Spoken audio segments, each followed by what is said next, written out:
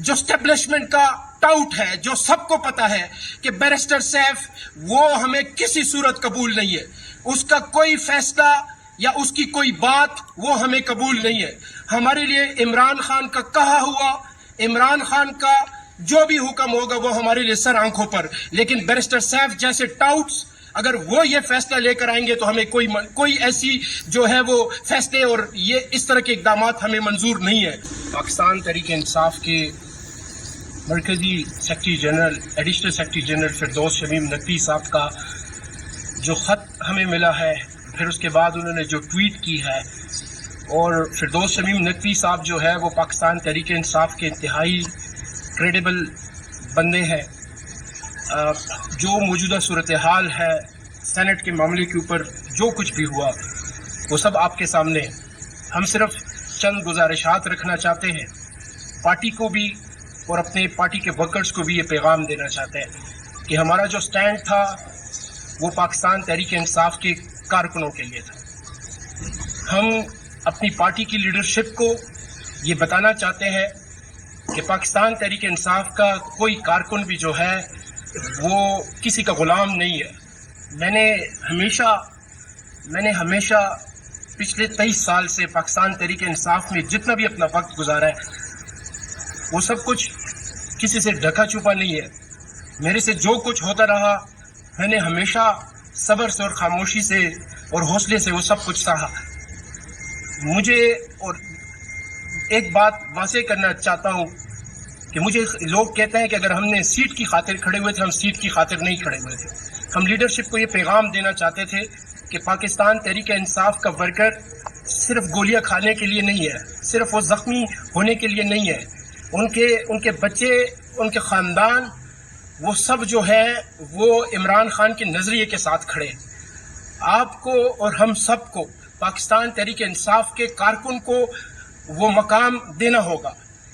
कोई किसी का ज़र खरीद गुलाम नहीं है। हमारी जितनी भी लीडरशिप है मैं उनसे दरख्वास्त करता हूँ, पूरी सेंट्रल लीडरशिप से या प्रोविंशियल लीडरशिप से या हमारे जो यहाँ पे खैबर पख्तूनख्वा के चीफ मिनिस्टर हैं उन सब से मैं दरख्वास्त करना चाहता हूँ कि हमें कोई ज़ाती लालच नहीं है, हम किसी सीट की खातिर नहीं खड़े, ना हमें ये सीटें। इससे पहले 2018 का इलेक्शन आप चेक कर लें कि उस वक़्त के साबका चीफ मिनिस्टर परवेज़ खटक, उस वक्त के स्पीकर साहब जो थे असद कैसर साहब और आतिफ खान जो वो एक मिनिस्टर थे उस वक़्त, और जब टिकट्स की डिस्ट्रीब्यूशन हो रही थी तो मुझे स्पीकर हाउस पे बुलाया गया और मेरे से टिकट्स के बारे में पूछा गया। मैंने उस वक़्त भी उनको कहा था कि मैं इलेक्शन नहीं लड़ सकता, मैं नहीं लड़ना चाहता। वहां पर भी मैंने पार्टी के वर्कर्स जो मेरे से हो सकता था, जो कुछ भी हो सकता था मैंने दिया। ये अरबाब साहब बैठे हुए उस वक्त वो जनरल सेक्रेटरी थे, इन्होंने मुझे कहा कि आप अपने हल्के का इलेक्शन क्यों नहीं लड़ते। मैंने कहा मेरे पास पैसे नहीं है। मेरे से खान साहब से हमारी मुलाकात हुई थी 2018 के इलेक्शन से पहले, हमें बुलाया गया था, जो पुराने लोग थे उनको बुलाया गया था और उनसे कहा गया था जो भी वहां पे बातें हुई इनमें, उन्होंने फिर मुझे साइड पे बुलाकर मुझे कहा कि इरफान आप इलेक्शन क्यों नहीं लड़ रहे। मैंने वहां पर भी उनको कहा कि मेरे पास पैसे नहीं है। लेकिन हमने कभी भी तहरीक इंसाफ की इंटेग्रिटी के ऊपर, इमरान खान के विजन के ऊपर और इमरान खान के नजरिए के ऊपर कभी भी हमने सौदा नहीं किया। हम आपसे दरख्वास्त करते हैं, ये जिस किस्म के मामलात आप पार्टी में चलाना चाहते हैं ये आप चला रहे हैं, ये तहरीक इंसाफ के कारकुनों को मंजूर नहीं है। तहरीक इंसाफ के वोटर्स को, तहरीक इंसाफ के सपोर्टर्स को और तहरीक इंसाफ से वाबस्ता लोगों को जो है ये वो वाली पार्टी नहीं है। हमने अपनी जवानियां इसलिए नहीं लुटाई कि यहाँ पर चंद लोगों का जो है वो फैसला चलेगा और चंद लोग बैठकर मनूवरिंग करके और मैनेज करके मामलात जो है वो यहाँ पर फैसले निकालेंगे अपने जो भी उनका गर्ज है। मैं फिर देखें आपसे दरख्वास्त करता हूँ पूरी लीडरशिप से कि जो तरीक़ेकार इख्तियार किया गया, क्या कोई पार्लिमानी बोर्ड बनाया गया, क्या पॉलिटिकल कमेटी में उसके ऊपर कोई डिस्कशन हुई, क्या जो सीसी की जो हमारी कमेटी है कोर कमेटी की उसके ऊपर इन मामलात के ऊपर कहीं पे डिस्कशन हुई। जो पिछली लिस्ट थी वो जहां से अप्रूव हुई थी उसको क्यों चेंज किया गया, चेंज करने से पहले और इमरान खान से अप्रूवल लेने से पहले, और उसको क्यों डिस्कस नहीं किया गया, पार्टी के जो फोरम्स थे वहां पे डिस्कस क्यों नहीं किया गया। हम और फिर जो स्टैब्लिशमेंट का टाउट है, जो सबको पता है कि बैरिस्टर सैफ वो हमें किसी सूरत कबूल नहीं है, उसका कोई फैसला या उसकी कोई बात वो हमें कबूल नहीं है। हमारे लिए इमरान खान का कहा हुआ, इमरान खान का जो भी हुक्म होगा वो हमारे लिए सर आंखों पर, लेकिन बैरिस्टर सैफ जैसे टाउट्स अगर वो ये फैसला लेकर आएंगे तो हमें कोई ऐसी जो है वो फैसले और ये इस तरह के इकदामात हमें मंजूर नहीं है। मैं आपसे सरबस्ता दरख्वास्त करना चाहता हूँ, हमारा जो स्टैंड था, हमने जो कुछ किया वो किसी सीट की खातिर नहीं था। आपने देख लिया कि जो चीजें आपसे छुपी हुई थी वो सब आपके सामने लेकर आए। पार्टी के मामलात जिस तरीके से चलाए जा रहे हैं, बंद कमरों में फैसले किए जाते हैं, वो आपके सामने हम लेकर आए। हम जितना स्टैंड ले सकते थे हमने वो स्टैंड लिया। इसके अलावा जो भी इस वक्त पार्टी का डिसीजन था और फिर फिरदौस शमीम नकवी साहब का और दूसरी जितनी भी पार्टी लीडरशिप है, बैरिस्टर गोहर जो चेयरमैन साहब है, उनकी कॉल्स आई, चीफ मिनिस्टर की कॉल आई हमारे, आज उसके ऊपर हमने पिछले 4 दिनों से ये हमारे यहाँ पे कारकुन बैठे हुए हैं, हम यहाँ पर 2-2 बजे तक और 3-3 बजे तक उसके ऊपर डिस्कशन करते रहे कि हमें क्या करना चाहिए, कौन सा इकदाम उठाना चाहिए। मैंने जो फैसला भी किया अपने पाकिस्तान तहरीक इंसाफ के कारकुनों के कहने के ऊपर किया, और मैं इन्हीं के कहने के ऊपर जो है मैं वापस एज अ प्रोटेस्ट मुझे ये फैसला आज भी कबूल नहीं है। जो जिस तरीके से ये पार्टी चलाई जा रही है वो मामलात हमें कबूल नहीं है।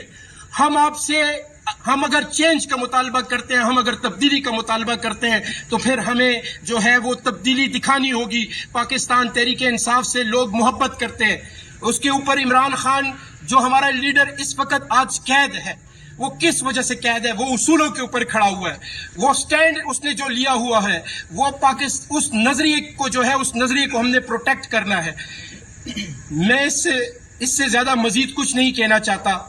जो भी हमने फैसला किया है वो अपनी पार्टी के बेहतर मफाद में किया है। चाहे और एक बात वाजे कर दूं कि हमें बहुत सी ऑफर्स आई, हम बगैर किसी लालच के जो है वो हम पीछे हट रहे हैं। मैं आपको यकीन से बताता चलूं कि मेरे अपने अंदर की जो ज़मीर है वो आज भी हमें झंझोड़ रहा है कि आप पीछे ना हटे, आप पीछे ना हटे, किसी सूरत भी आप पीछे ना हटे, आप मुकाबला करें। लेकिन हमें अपने जिस तरीके से जो लेटर हमें आया और जो फिरदौस शमीम नकवी साहब से जो फ़ोन पे बात हुई और जितने भी मामलात उन्होंने हमारे सामने रखे, उसके बाद मेरे ख्याल में इससे आगे जाना वो पार्टी के मफाद में नहीं है। लिहाजा हम पार्टी के मफाद में जो है वो अपने कागजात जो है वो विड्रॉ करते हैं। शुक्रिया।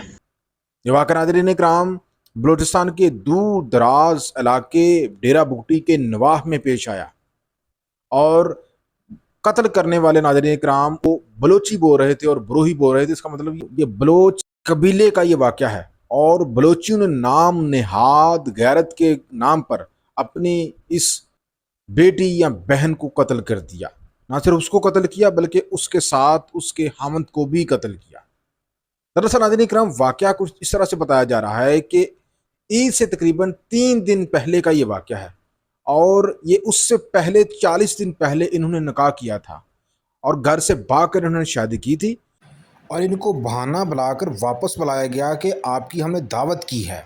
इनको कहा गया कि आइए, आपने जो कुछ भी किया हम उसको माफ़ करते हैं, हम जज हैं, हमारे पास हर किस्म का इख्तियार मौजूद है, आप आइए। इनको खाने की दावत दी गई और इनको कहा गया कि हम आपको माफ़ी देते हैं। और जैसे नाज़रीन इकराम आए, इनको दूर दराज पहाड़ी इलाके में ले जाकर गोलियों से भून दिया गया और इनकी गैरत इस बात पे नहीं जागी कि अपनी इस खतून को 19 गैर मर्दों के सामने कत्ल किया गया। नाज़रीन कैसा ये दरिंदगी पर मुबनी माशरा बन गया हमारा। मतलब कि आप निकाह करें तो भी गलत, आप निकाह से इनकार करें तो भी गलत। यानी कि ये औरत जिए तो जिए कैसे? निकाह करना इस्लाम के ऐन मुताबिक है। इस्लाम कहता है कि किसी के साथ तल्लक बनाना है तो उसके साथ निकाह करो। अब उसने निकाह किया तो निकाह करने के ऊपर भी नाज़रीन इकराम उसको ये सज़ा मिली कि उसको गोलियों से भून दिया गया। यानी कि अब इस्लाम के मुताबिक अगर आप अपने आप को ढालना चाहते हैं और उसके मुताबिक आप निकाह करना चाहते हैं तो भी आप निकाह नहीं कर सकते। इस तरह की इस जानवर माशरे से हमारा तल्लक बन चुका है। और मेरा यहाँ पे नाज़रीन इकराम सवाल है कि इस गैर इस्लामी और गैर कानूनी फेल के मर्तकब افراد کے خلاف کیا کوئی ادارہ یا کوئی عدالت قانونی کارروائی کے لیے حرکت میں آئے گی؟ یہ وہ سوال ہے ناظرین کرام جو اس وقت تک ہم پوچھتے رہیں گے جب تک ان کو پکڑا نہیں جاتا اور قانون کے مطابق ان کے خلاف کارروائی نہیں کی جاتی۔ افسوس ہوتا ہے ناظرین کرام ایسے لوگوں کے اوپر کہ جو اس واقعے کو ڈیفینڈ بھی کرتے ہیں۔ وہ کہہ رہے ہیں یار کہ گھر سے آپ کی عورت چلی جاتی ہے، آپ کی بہن چلی جاتی ہے، آپ کی باجی چلی جاتی ہے، تو ایسا ہی کرنا چاہیے۔ تو یار خدا کے بندو کچھ خود سوچو، یار تم خود کتنے اچھے ہو، تم دن میں کتنی غیروں کی باجیوں کو دیکھتے ہو، تم کتنے غیروں کی عورتوں کو دیکھتے ہو، کتنے تم دن میں گناہ کرتے ہو۔ کیا تمہاری جو غیرت ہے وہ صرف ایک نہاتی عورت کے اوپر ہی جاگتی ہے؟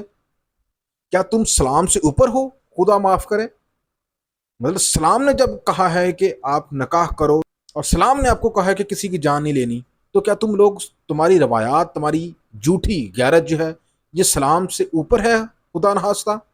نہیں، ہرگز نہیں۔ یہ تمہاری جہالت پر مبنی ایک سوچ ہے جو غیرت کے نام پر تمہارے اندر بھر دی گئی ہے۔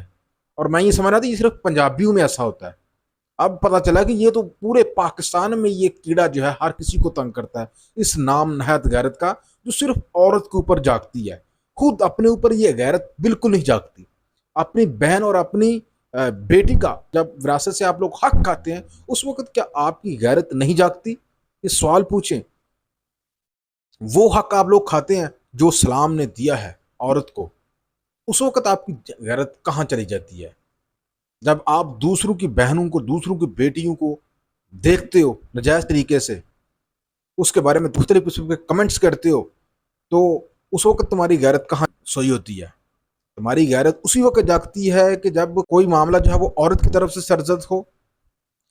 میں حکومت پاکستان سے اور خاص طور پہ حکومت بلوچستان سے یہ مطالبہ کرنا چاہتا ہوں کہ خدارہ اس غیر اسلامی اور غیر قانونی فعل کے مرتکب افراد کے خلاف بھرپور قانونی کارروائی کی جائے اور قتل کے بدلے جو بھی سزا ہمارا آئین کہتا ہے ان کو اس طرح کی سخت سے سخت سزا دی جائے۔